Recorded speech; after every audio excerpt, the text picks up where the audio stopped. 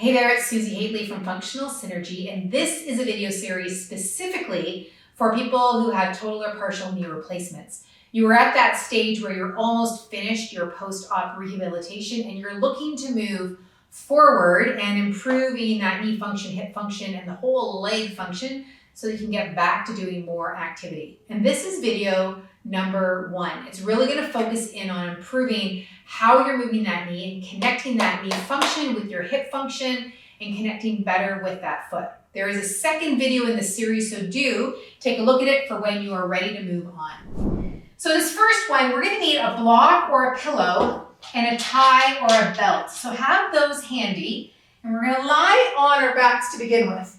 Now, the beauty of utilizing yoga as part of your recovery process is that we spend such an inordinate amount of time on breathing and mindfulness and awareness, which is really important for recovery from surgery and really having optimum recovery to really get back to life.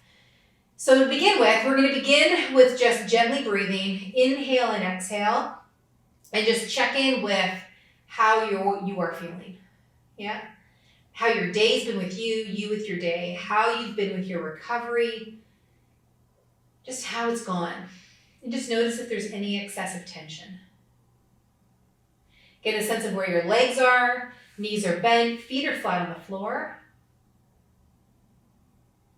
And then start to move your legs wide into butterfly. So we want to make sure that you're moving your leg bone in your hip socket. So it's not sliding the foot in, because we want to optimize your mobility in your hip as best as possible.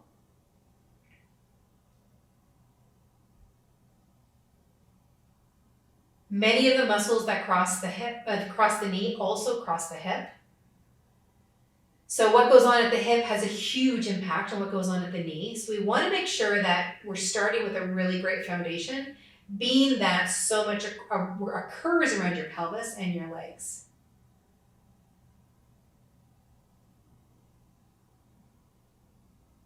Really, really good.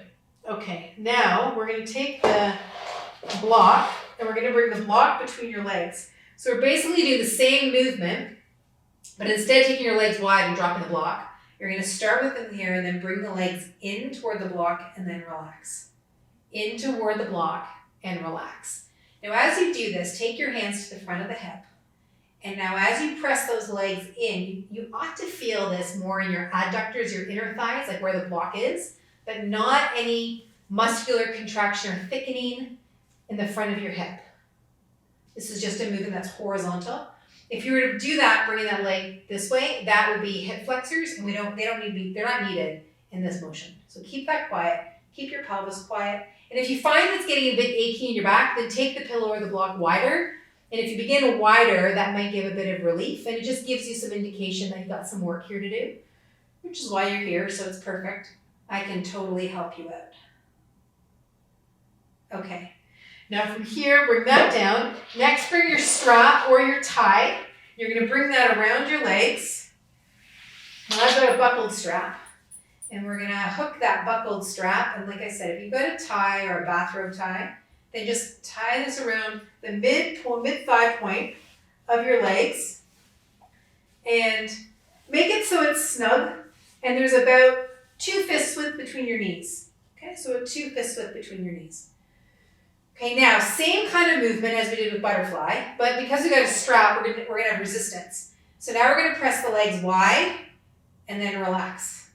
Press the legs wide and then relax. Now same as the original one, no hip flexors. So put your hands right here in the front of those hips, and there should be nothing in the front of those hips. Totally soft as your legs go wide. Remember, it's a horizontal movement we're doing, and if you're getting those hip flexors involved, you're now starting to get either some pelvis motion or some leg coming towards your belly motion. Even if you don't feel that that's happening, it is if those hip flexors are getting in there. So just keep those hip flexors totally quiet. All right, perfect. Okay, now what we're gonna do is from here, we're gonna slide a leg down away from you. So we're going to slide the leg down away from you and then bring that leg back up. Slide the leg away from you and then bring that leg back up. Slide it away from you, and then bring it back up. Yeah. The other side, slide it away from you, and bring it back up. Slide it away, and bring it back up. Now, one thing to watch for, the movement that's happening is between your leg bone and your pelvis. So as you do this movement, if you're starting to arch your back, then just only go as far as you don't arch your back, right? There is a movement out there where you do arch your back. This is not one of them. I just want you to improve how that leg bone is moving in the hip socket. That's it. Just focus there. Okay. Now we're going to combine a couple. We're going to take the leg wide into that butterfly kind of position, and then slide the leg down and then bring it up. We're going to slide the leg wide and then bring it up. Leg comes wide and then down and around. Okay, let's go to the other side. Bring the leg down, back, and around.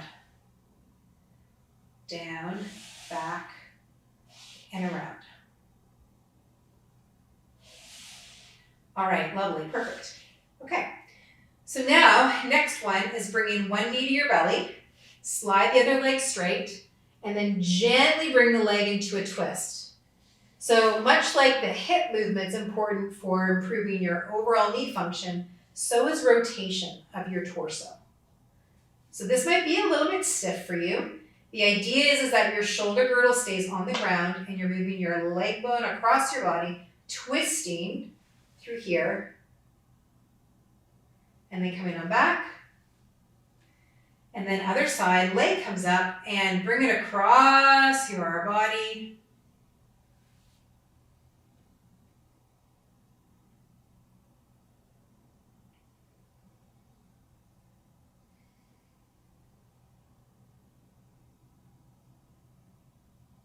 Now, if there's any pinching, you can place your foot on the knee. You can bring a block underneath the knee, or you can place your hand or place the hand down by the hip. Great, and then come on back. Good, and then last one, bringing those legs up and then circling them around. So you're inhaling as the legs come wide, and then exhaling those legs around. So inhaling as the legs out, exhaling the legs come in, around, inhale.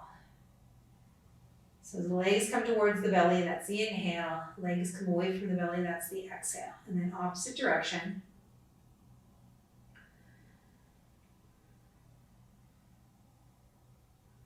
Knee outcomes for knee surgery are so much better these days. And a big piece of it is moving well, reducing your compensation, really improving new neuromuscular patterns, and you'll be well on your way getting back to what it is that you want to do. So from here, let those feet come to the floor, and then just settle with your breathing again. This is such a great opportunity for recuperation and recovery, building new levels of integrity inside. And if you like this, there's a second video that will then build upon this. Just make sure that you've gotten the okay from your outpatient team to carry on with sort of next level exercise. And you'll see that in the next video coming up. All right. If you've enjoyed this and you want to see more of these, do press the subscribe and that notification button. And if you know of anyone who would benefit, I'd love it if you'd pass it along. Any questions or comments, please put them in the chat below. We'll see you then. Take care.